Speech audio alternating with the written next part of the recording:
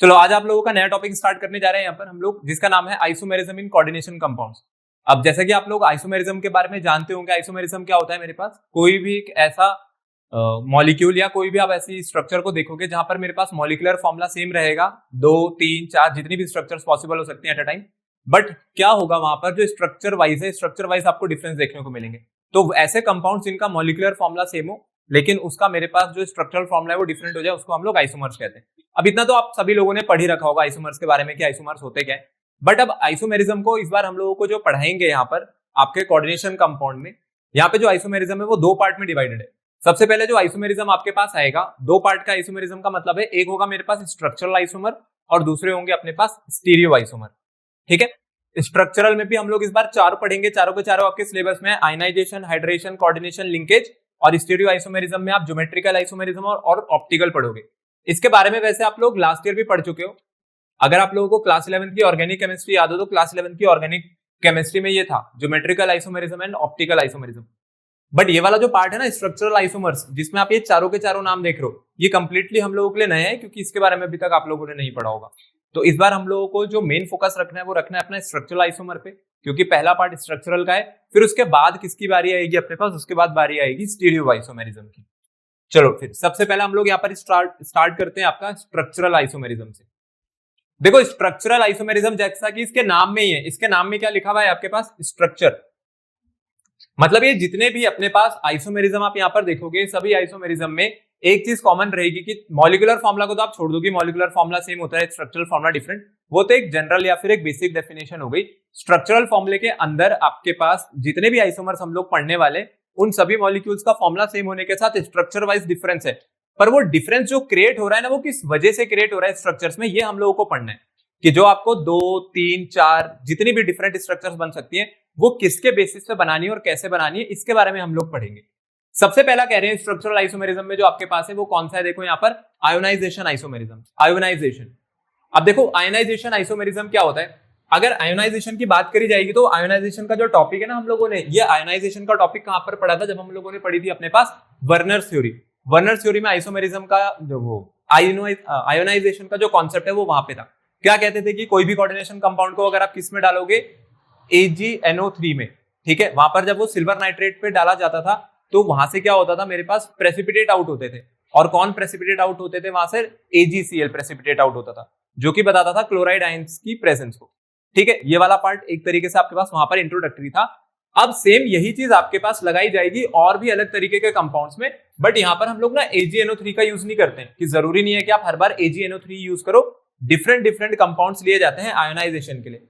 देखो इस तरीके के आयोनाइजेशन में क्या होगा, इस तरीके के आइसोमेरिज्म में क्या होगा, जो आपके पास आयोनाइजेशन आइसोमेरिज्म है, इसमें मेरे पास जो लिगेंड है ना, जो आपका सेंट्रल मेटल एटम है, और सेंट्रल मेटल एटम के साथ जो लिगेंड्स लगी हुई होती हैं, ये लिगेंड्स आपके काउंटर आयन के साथ क्या करती हैं, काउंटर आयन के साथ अपनी जो पोजीशन है ना, उसको पोजीशन को इंटरचेंज कर लेती हैं। पोजीशन इंटरचेंज करने का मतलब है कि अपने पास जैसे ये COBr NH3 5SO4 आप देख रहे हो, ठीक है, और इसी के नीचे देखो ये वाला कंपाउंड आप जो देख रहे हो यहाँ पे, इन दोनों कंपाउंड्स में ये जो सल्फेट है, सल्फेट क्या है अपना, ये काउंटर आयन है।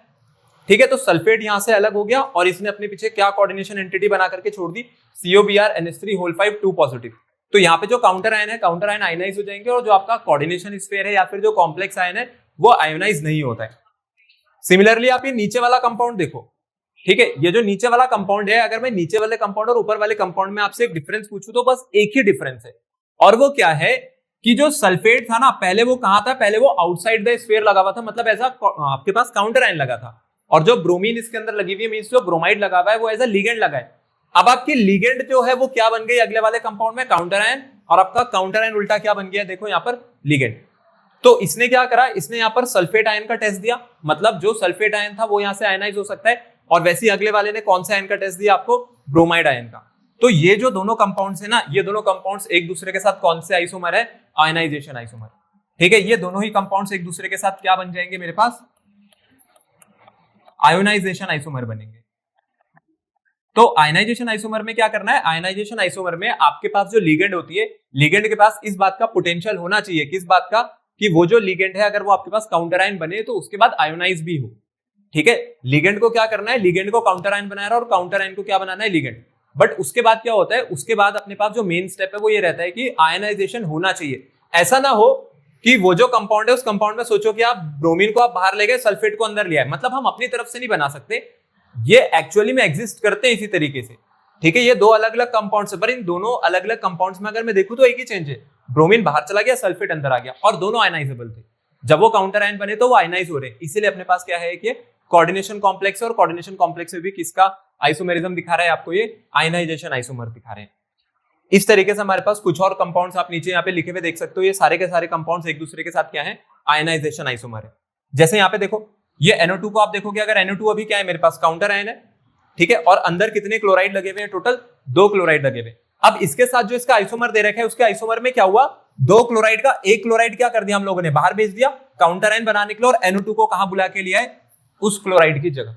पहले कितने क्लोराइड थे अंदर, यहाँ पे टोटल 2, अब कितने बचे अंदर, सिर्फ 1। क्यों, क्योंकि एक बाहर चला गया और उसकी जगह कौन अंदर आ गया मेरे पास, NO2। तो आपकी जो पोटेंशियल लिगेंड होती है, पोटेंशियल लिगेंड का मतलब है ये वो लिगेंड है जो आपके काउंटर आयन के साथ क्या करेगी, एक्सचेंज करेगी अपनी पोजीशन को, ठीक है, और उसके साथ साथ आयनाइज भी होगी, आयनाइजेबल पार्ट रहेगा ये जो भी बाहर जाएगा। तो जैसे आपका पहला वाला जो है, ये जो पहले वाला कंपाउंड है, कौन से आयन का टेस्ट परफॉर्म कर रहा होगा, नाइट्राइट आयन का। ये कौन सा टेस्ट परफॉर्म करेगा मेरे पास, नाइट्राइट आयन टेस्ट, मतलब NO2 नेगेटिव का टेस्ट देगा ये, ठीक है। और अगला वाला जो है, अगला वाला कौन से आयन का टेस्ट देगा फिर आपको, क्लोराइड आयन का, ठीक है, ये Cl नेगेटिव का टेस्ट परफॉर्म करेगा, और ये आपके पास नाइट्राइट आयन का टेस्ट परफॉर्म करेगा। फिर सिमिलरली इसी तरीके से आपके पास ये नीचे वाले एग्जांपल्स भी लिखे हुए, ये सब के सब जो पेयर्स हैं, सारे के सारे पेयर्स आपके पास बना रहे हैं आयोनाइजेशन आइसोमर को। कर दो आप लोग, इसको नोट कर दो, आयोनाइजेशन आइसोमरिज्म में। देखो आप लोग यहाँ पर ध्यान दो, ये जो दोनों ही कंपाउंड्स अपने पास थे ना, अगर हम लोग इसका फॉर्मूला बनाएंगे तो इसका फॉर्मूला क्या रहेगा आपके पास, इसका फॉर्मूला यही तो रहेगा, यह है CONH3 Br SO4, ठीक है। मतलब मैं जब तक इसको कोऑर्डिनेशन एंटिटी की तरह नहीं लिख रहा हूं, CONH3 और उसके साथ Br SO4। अब ये था ये कंपाउंड, तो इससे मेरे पास क्या हो सकते हैं, इससे मेरे पास 2 कोऑर्डिनेशन कंपाउंड बन सकते हैं, जो आप यहां पर देख रहे हो, ये 2 अलग अलग कोऑर्डिनेशन कंपाउंड है, जिसमें मेरे पास ये मॉलिक्यूल या ये कंपाउंड एग्जिस्ट कर सकता है इन the form of coordination entity. जिसमें से जब मैंने सल्फेट को काउंटर आयन बनाया तो उसने कौन सा टेस्ट परफॉर्म कर दिया था, सल्फेट आयन का टेस्ट, मतलब इसमें भी ये एग्जिस्ट करेगा। और जब आप इससे ये वाला फॉर्मूला बनाओगे या ये वाला कंपाउंड बनाओगे तो ये कौन सा टेस्ट परफॉर्म करेगा, Br नेगेटिव का। इसका मतलब है इसके 2 आइसोमर निकल करके आ रहे हैं इस फॉर्मूले से। वैसे ये जितने भी आप यहाँ पर कंपाउंड्स देख रहे हो, ये सारे के सारे कंपाउंड्स आपके पास इसी का एग्जांपल है। जैसे इस वाले केस में जो अपने पास कंपाउंड है वो कौन सा है, ये है CONH3 NO2Cl2, ठीक है, ये वाला जो कंपाउंड है हमारे पास। तो इस वाले कंपाउंड के 2 कोऑर्डिनेशन कंपाउंड एग्जिस्ट कर रहे हैं, ठीक है, और दोनों में अगर देखा जाएगा तो बस इतना ही चेंज है कि जो काउंटर आयन था एक समय पे वो लिगेंड बन गया, और जो लिगेंड थे वो काउंटर आयन बन गया। तो ये जो इंटरचेंज है, ये इंटरचेंज आपको बताता है आयोनाइजेशन आइसोमर के बारे में। चलो सेकंड आ जाते हैं, जो आपके पास सेकंड आइसोमेरिज्म आ रहा है। सेकंड आइसोमर है मेरे पास सॉल्वेट आइसोमेरिज्म। अब ये किसके अंडर आ रखा है, अभी हम लोग कौन सा पढ़ रहे हैं अपने पास, स्ट्रक्चरल आइसोमेरिज्म। ये स्ट्रक्चरली चल रहा है और स्ट्रक्चरल का ये सेकंड है। देखो सॉल्वेट आइसोमेरिज्म जो है ना, सॉल्वेट आइसोमेरिज्म को ही कभी कभी हम लोग हाइड्रेशन आइसोमेरिज्म भी कहते हैं, तो इसमें कंफ्यूज मत होना। तो हाइड्रेट आइसोमर इसी का ही नाम होता है, हाइड्रेट आइसोमेरिज्म।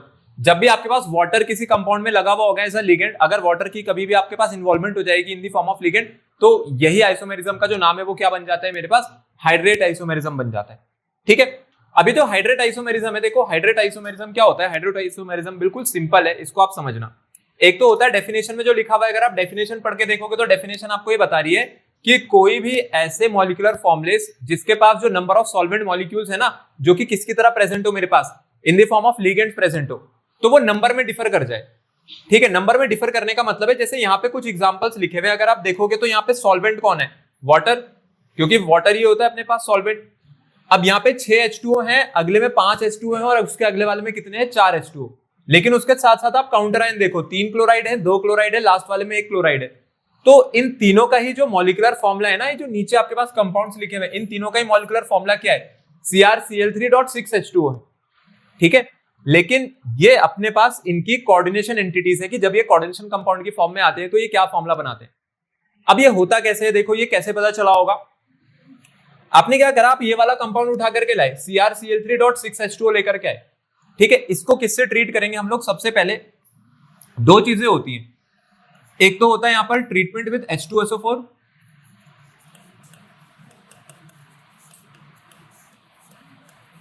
और दूसरा होता है मेरे पास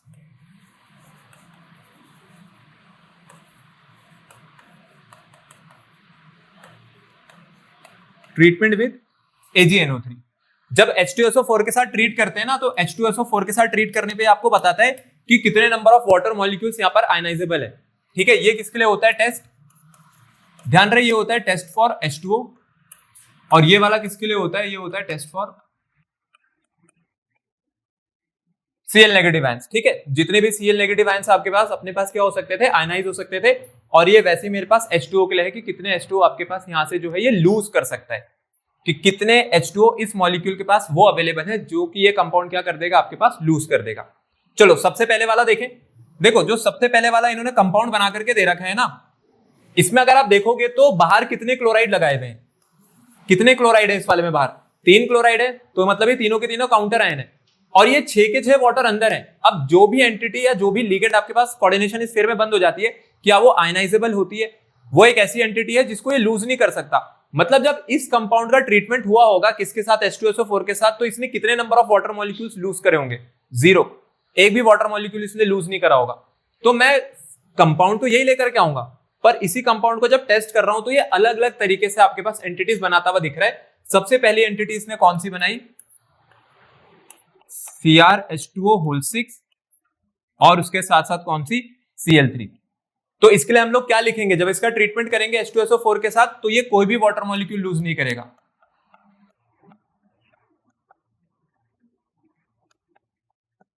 ठीक है, कोई भी H2O मॉलिक्यूल इसने लूज नहीं किया, इसलिए मैंने सारे के सारे कहां पे लगाए हुए, अंदर। और कितने क्लोराइड आयन इसने रिलीज करे होंगे, 3 क्लोराइड आयंस। ठीक है, ये 3 क्लोराइड आयन यहां पर लूज करेगा। फिर देखो अगली वाली कोऑर्डिनेशन एंटिटी देखो, इस अगली वाली कोऑर्डिनेशन एंटिटी में जो एक क्लोरीन है ना, देखो वो अंदर आ गया, एक क्लोराइड अंदर आ गया और उसकी जगह एक वाटर आपको दिख रहा है बाहर चला गया।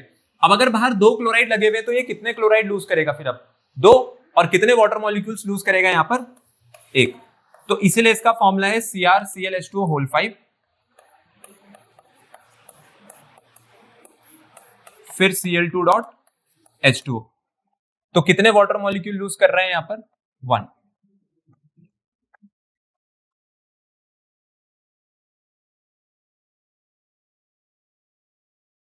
और यहां पर कितने क्लोराइड आयंस लिखने चाहिए हम लोगों को, 2।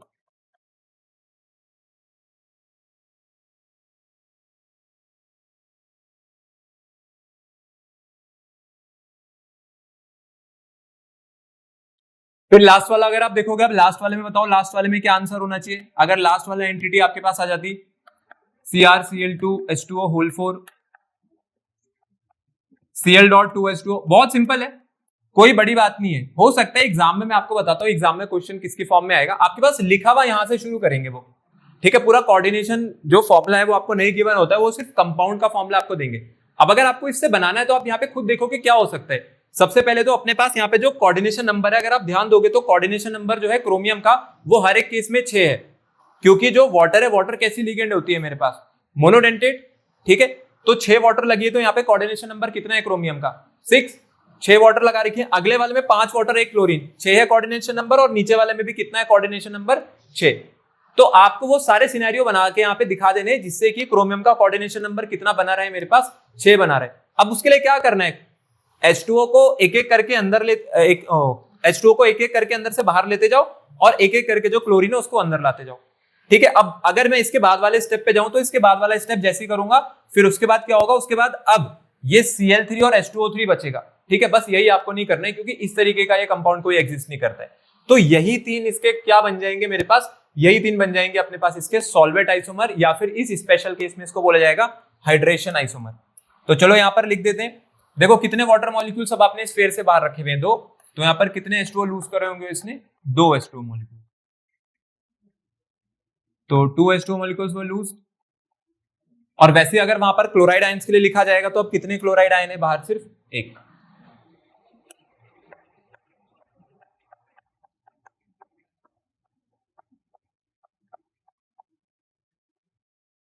ठीक है, तो आपके पास क्वेश्चन जो होता है, क्वेश्चन में ध्यान रहे, क्वेश्चन आपसे किसी भी फॉर्म में पूछा जा सकता है, क्या पता कोई कंपाउंड का आपको नाम दे दे, और उसके आगे लिख देंगे इसका ट्रीटमेंट कर रहे हैं H2SO4 के साथ।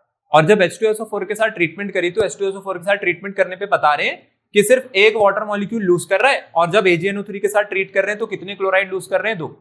ठीक है, तो कहेंगे कि इसका ये जो आपके पास कॉम्प्लेक्स सॉल्ट है, इस कॉम्प्लेक्स सॉल्ट का कोऑर्डिनेशन फॉर्मूला हमें बना करके दिखाओ। तो वहां पर आपको ये चीज खुद से करनी होगी, इसलिए ये वाला पार्ट आपके लिए जरूरी रहता है।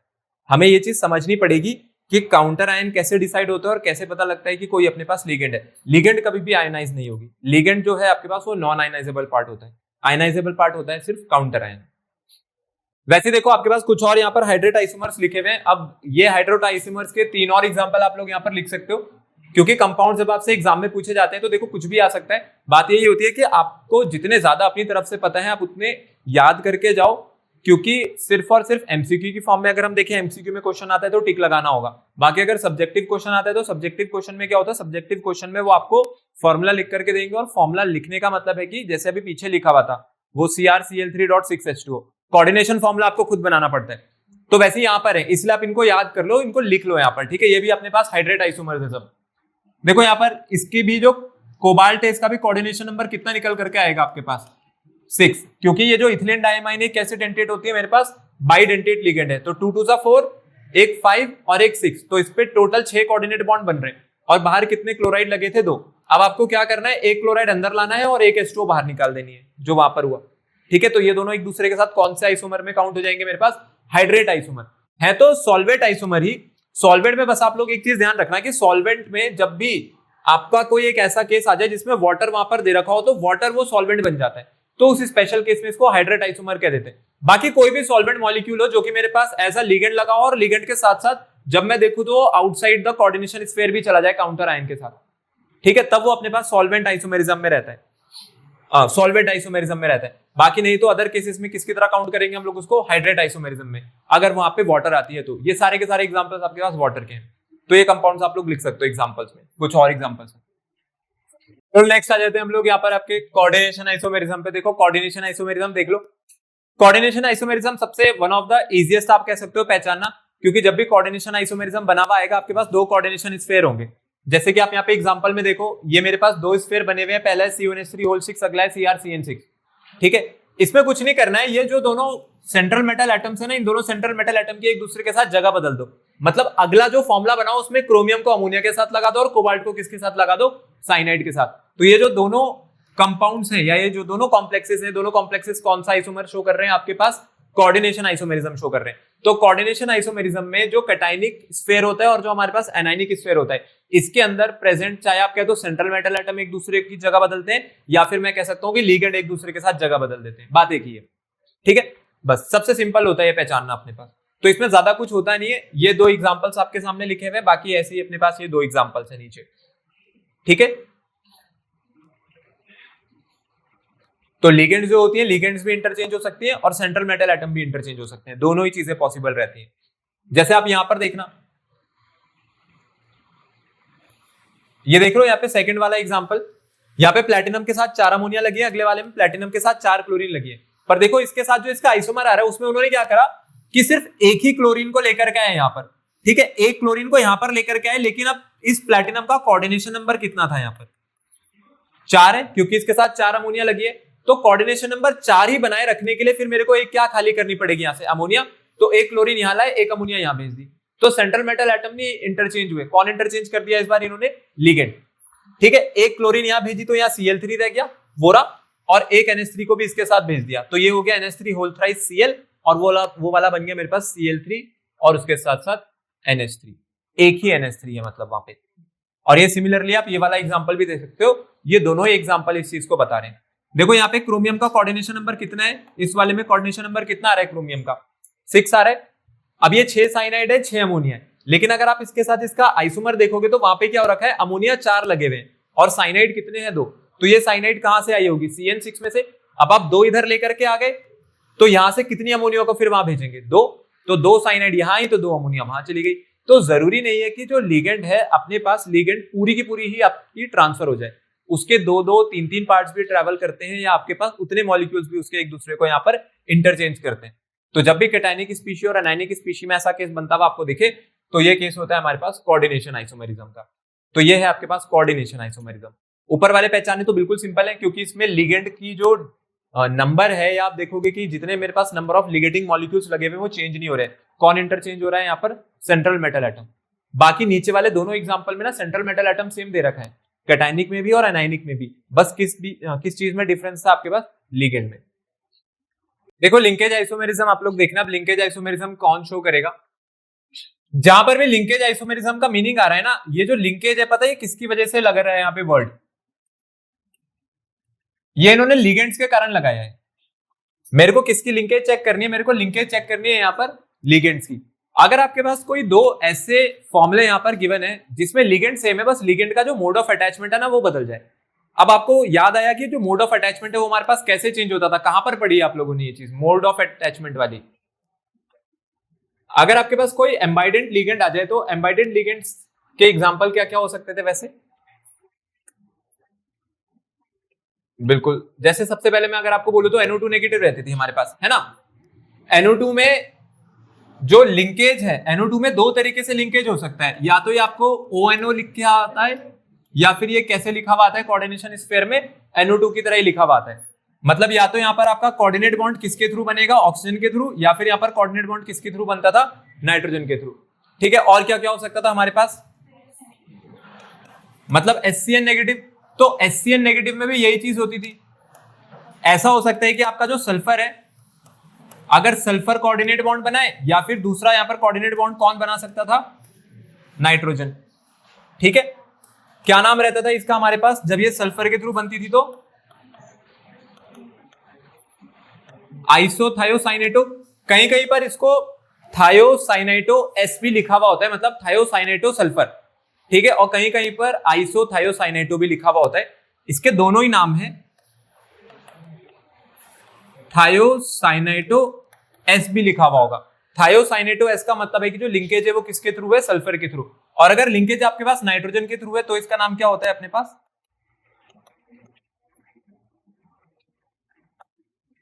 Thiocyanato N. ठीक है, एन करके भी लिखा हुआ होगा, या फिर लिखा हुआ होगा सिर्फ थायोसाइनेटो। ठीक है, वैसे उल्टा नहीं हो गया? आइसो आपके पास रहेगा नाइट्रोजन। अगर नाइट्रोजन के साथ लगी हुई है तो आइसोथायोसाइनेटो होता है, और अगर सल्फर के साथ लगी हुई होगी तो सिर्फ क्या यूज होता है वहां पर? थायोसाइनेटो या थायोसाइनेटो एस, और इसको वैसे क्या लिख दिया जाएगा अपने पास?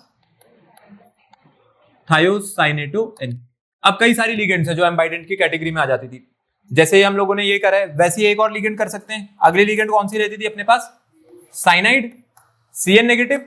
CN नेगेटिव में भी दो तरीके से लिंकेज होती थी, या तो आपका कार्बन बनाएगा कोऑर्डिनेट बॉन्ड, या फिर कोऑर्डिनेट बॉन्ड कौन बनाता हुआ दिखेगा आपको?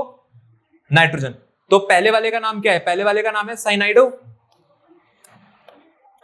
साइनाइड आयन है तो साइनाइडो, और ये कौन सी हो गई? आइसोसाइनाइडो। ठीक है, तो कोई भी एक ऐसा मॉलिक्यूल जिसमें आपके पास कोई भी एम्बाइडेंट लिगेंड इन्वॉल्व हो, क्योंकि एम्बाइडेंट लिगेंड क्या कर सकती है? एक से ज्यादा मोड ऑफ अटैचमेंट को वहां पे इन्वॉल्व कर सकते हैं सेंट्रल मेटल एटम से कोऑर्डिनेट करने को। तो ऐसे मॉलिक्यूल्स में कौन सा आइसोमेरिज्म बनेगा? हमेशा लिंकेज आइसोमेरिज्म। तो ये जो लिंकेज वर्ड यूज हो रहा है ना यहाँ पर, वो लिंकेज वर्ड किसके लिए यूज हो रहा है यहाँ पे? लिगेंड्स के लिए। ठीक है, लिगेंड्स की वजह से यहाँ पे लिंकेज हम लोगों ने यूज किया है।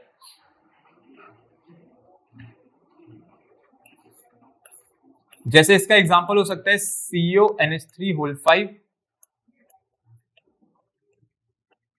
NO2Cl, और वैसे ही CONH3 ONOCl। ये दोनों कंपाउंड्स एक दूसरे के साथ कौन सा आइसोमेरिज्म शो करते हुए दिखेंगे मेरे को? लिंकेज। ये दोनों लिंकेज आइसोमेरिज्म शो कर रहे हैं। पहले वाले में जो लिंकेज है वो नाइट्रोजन के थ्रू है, और अगले वाले में लिंकेज किसके थ्रू है? यहाँ पर ऑक्सीजन के थ्रू। तो ये है आपके पास लिंकेज आइसोमेरिज्म का एग्जांपल। Cl2 लिंकेज आया समझ में? यहाँ पे लिंकेज आइसोमेरिज्म कैसे पहचानेंगे? तो ध्यान रहे कि अब कंपाउंड कोई सा भी आ जाए, कंपाउंड जब आएगा ना तो सिर्फ आपको इतना फॉर्मूला लिख करके देंगे। अब अगर इतना सा फॉर्मूला लिखा हुआ है तो इसको देख के आप पहचान सकते हो कि ये कौन सा आइसोमेरिज्म शो करेगा। यहाँ पे कैसी लिगेंड प्रेजेंट थी मेरे पास? एक एम्बाइडेंट लिगेंड प्रेजेंट है। अब वो एम्बाइडेंट लिगेंड हो सकता है साइनाइड हो, वो एम्बाइडेंट लिगेंड आपके पास थायोसाइनाइड भी हो सकती है।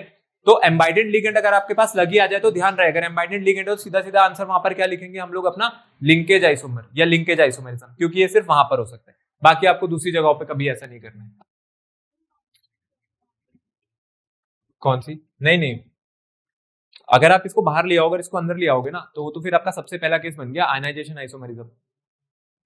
अगर यहाँ पे ऐसा हो सकता, ठीक ऐसा भी होता है, देखो आपके पास जरूरी नहीं है कि एट अ टाइम कोई भी आपको कंपाउंड अगर गिवन आएगा, मॉलिक्यूल गिवन आएगा, तो वो एक ही तरीके का आइसोमेरिज्म शो करे। कंपाउंड्स दो तरीके के आइसोमेरिज्म भी शो करते हैं। आ रही है बात समझ में? मतलब एक ही कंपाउंड दो तरीके के आइसोमेरिज्म भी दिखा सकता है। जैसे मैं इसी की बात करूं, अगर आप देखो इसमें अगर ये पॉसिबिलिटी होती कि अमोनिया, मतलब इसका एक ऐसा कॉम्प्लेक्स बनता जिसमें एक अमोनिया मेरे को बाहर दिखती और उसकी जगह एक क्लोराइड अंदर चली जाती, तो फिर ये कौन सा आइसोमर बन जाता? अगर इसके साथ आपको कोई ऐसा फॉर्मूला लिख करके दे दे, CONH3 होल 4 Cl NO2, और अब बाहर एक Cl बचे और वैसे उसके साथ साथ बाहर क्या चली जाए, एक NH3, ठीक है। तो ये कंपाउंड कैसा बन गया मेरे पास, एक क्लोरीन अंदर गई और उसकी जगह कौन बाहर आ गया, एक अमोनिया बाहर आ गई। तो सबसे पहला केस बन गया, क्या पढ़ा था हम लोगों ने सबसे पहला केस अपने पास, आयोनाइजेशन आइसोमर। तो यहां पर इस NO2 की वजह से कौन सा आइसोमेरिज्म था, लिंकेज तो था ही था, और उसके साथ एक और आइसोमेरिज्म आ जाता, कौन सा आ जाता अपने पास, आयोनाइजेशन आइसोमेरिज्म। तो ऐसा भी होता है कि एक ही कंपाउंड आपके पास दो तरीके के या फिर उससे ज्यादा आइसोमेरिज्म शो कर रहा हो, तो जरूरी नहीं कि एक कंपाउंड है तो एक ही आइसोमेरिज्म शो करे, more than one type of isomerism भी पॉसिबल होता है। तो वो जैसे जैसे हम लोग क्वेश्चन करेंगे फिर वैसे वैसे आप लोगों को इस चीज की क्लैरिटी मिलेगी। तो जो अगला पार्ट है हमारे पास, अगला पार्ट अभी क्वेश्चन का ही होगा।